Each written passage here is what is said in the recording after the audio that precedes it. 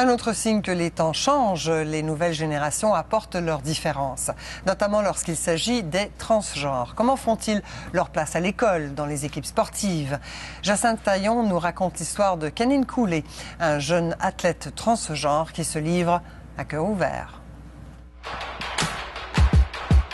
Kenny Cooley est un étudiant doué et un athlète accompli. Il joue au hockey et au football dans une ligue scolaire de Halifax.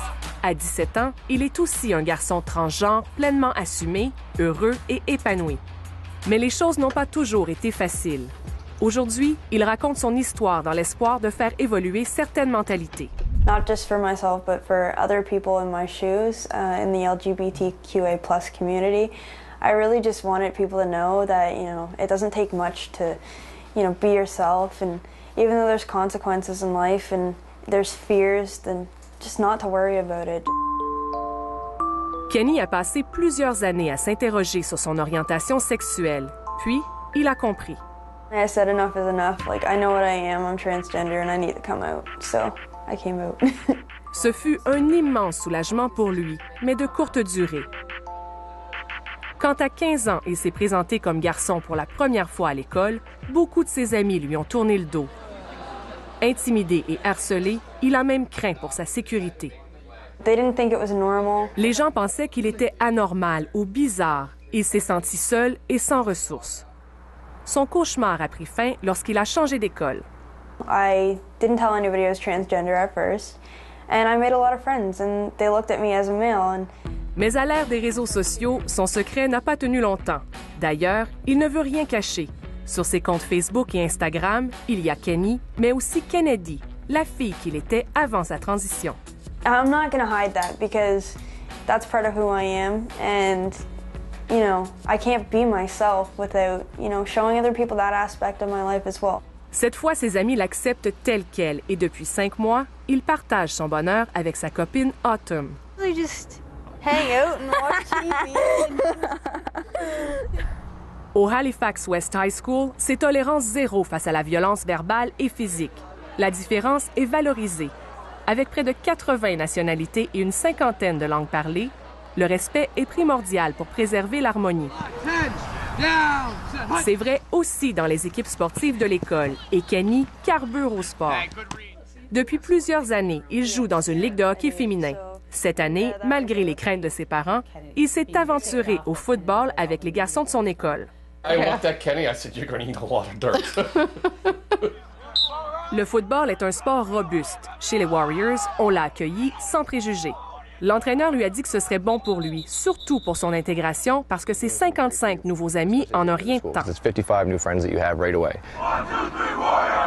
Some guys on the team, I don't know if they don't accept me or not. If they don't show it. L'histoire de Kenny n'est pas unique.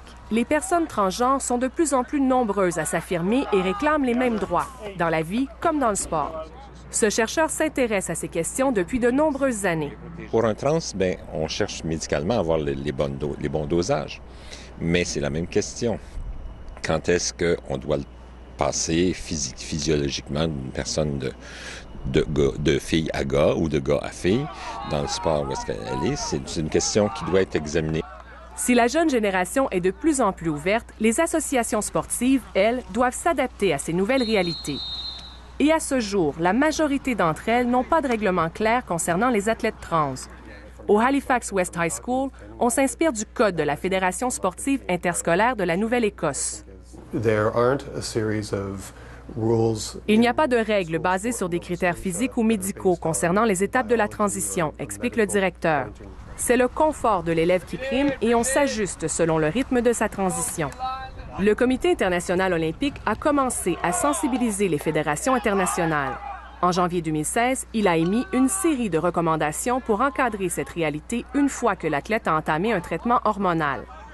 Dans quelques mois, la voix de Kenny sera plus basse, ses muscles seront plus forts et sa silhouette changera. Il a reçu sa première injection de testostérone le 13 octobre dernier.